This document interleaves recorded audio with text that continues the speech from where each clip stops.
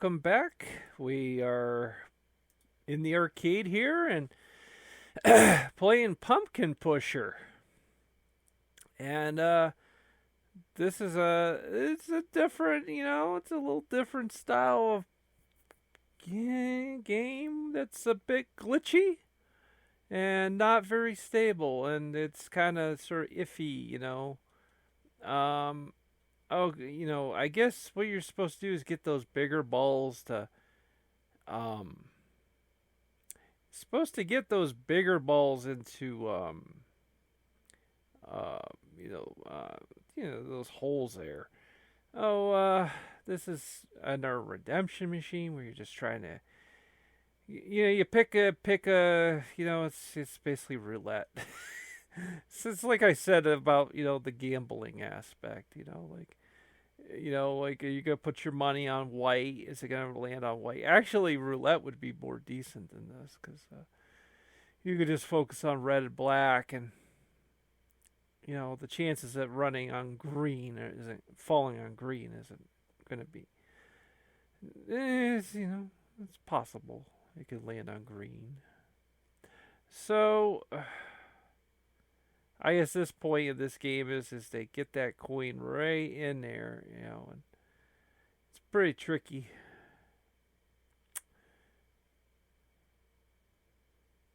I don't know what to think. I haven't really gave my thoughts on all this because this is I'm kind of in shock because it's like I said, I woke up and I have like amnesia. I can't remember where it came from. And all I know is I'm in this like virtual world that's kind of like the 90s or 80s or whatever, or early 2000s, I guess, or I don't know. I mean, take a guess. It seems like it'd be a mix of all of them. And just wandering around, and I found a mall, and it's just like home, and they're giving you free money, and it's like, it's kind of like I don't really have anything to complain about. It's kind of like someone had designed this for me almost. And yeah, it's nice, very nice. I commentate on some of these games, try to tell you what's going on with them, and let's see, like here you're trying to get the ball anywhere but the sort of negative areas where it can, lead to a game over,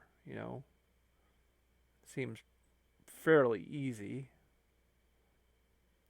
Some people are like what it is there's a general sense of timing. These games, this kind of game, it's just, it's very basic, but it just kind of tests your basic sense of being able to time something right.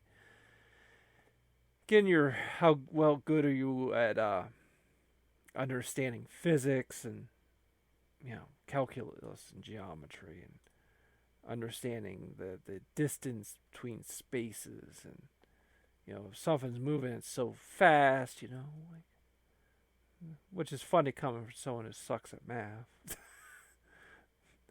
I appreciate it, but I'm just my autism and ADHD don't appreciate math, and it's just too boring. How we're playing like a Space Invaders clone. This is a little more closer to home for me. Look, I'm gonna admit it. I'm not a Space Invaders fan, but at least this seems to move a little faster than than the real Space Invaders. So I could probably just play this until I'm like bored of it. I like how the enemies are fairly fast. They start reacting very quickly. The arcades, I just thought Space Invaders was very slow, and I mean, you gotta understand, reason why Space Invaders worked is because there was nothing else to judge it by. That was pretty poor right there. The one thing about though is that it feels like your character moves too slow, and because when the enemy drops the snowball at you, it, your character's so wide. So I don't know if I'm also supposed to be able to shoot with the other arm. I suppose there's probably power up that allows you to do that, because I'm just trying to wonder why you're so big, So playing like a Plinko type game, which is which is a classic in Japan as far as gambling. And what it is in Japan, their laws on gambling are pretty strict. But what it is in the arcades they have Plinko machines. And what it is so what will happen is if you win, you get these little metal balls that you could take home. Well, what you do is there's a way to redeem that for real money, I guess. It's just what I've heard. The biggest thing I remember about the Plinko games is that apparently at one point Konami was putting everything behind. They were making most of their money in Japan off Plinko machines, so they would send some like developer, no joke, and send them to. I guess they didn't like it. The thing was about ready to go into like the really good zones where you can really win big prizes, and they were like, "No, we're not gonna let that happen." So, yeah. So about Plinko machines, that they would send their best programmers. Literally, you have someone who worked on like Devil May Cry or something like that, or whatever game they have, and then they send them over to the factory to work on the Plinko machines, and it's just such an insult to their intelligence, that they're a good game developer, and they're like, they said, I guess it was very depressing, it would be a very depressing,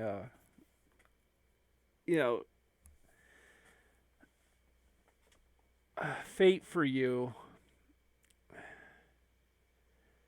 Also, I know that I don't want to promote anything because, it's just, it's kind of not ethical to do so, but there's, let's just say there are gambling websites and that they have like Plinko. They have a version of this like that where you like use real money and you drop all these balls, and like if it hits the areas on the far right or far left, you get, you can like quadruple your money and all this. And well, right there, I hit the top jackpot, but it only gave me like 500 tickets. It says there 1,500. I don't know what the deal is with that, but nonetheless, at least like you can say, hey, I hit the top Jack Parsons there, and that's pretty cool. So like 2,195 tickets on that one. That's something. Oh, these stack down games. Yeah, this is a product of the 2000s. I've seen people play these, and I just don't like it. It's just not my thing. Of course, then again, I don't know how long I am in this dimension, so I better start liking it.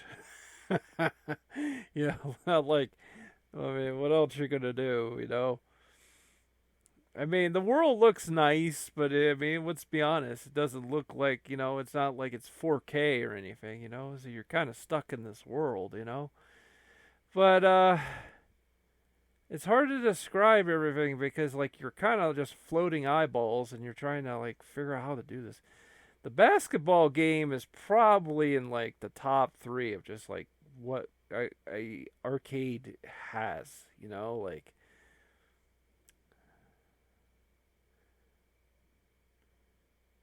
So, and just like real life, I'm not very good at it. It's not easy to be taking your controls. I'm trying to stay in character here. Oh, fuck it. Try to take your controller and try to adjust that just right because there isn't any targeting system, so you just gotta kind of like guess it. And it's just all trial and error. So I hit that. I hit the you gotta hit the highlighted guys on this one. And the show is almost over. And again, it's weird. It's like it doesn't feel like a show. I'm in a virtual world, but it's a show, and I gotta address it. I feel like something's making me. It's like gravity making me commentate over this. It's really weird. I'll see you next time. I guess.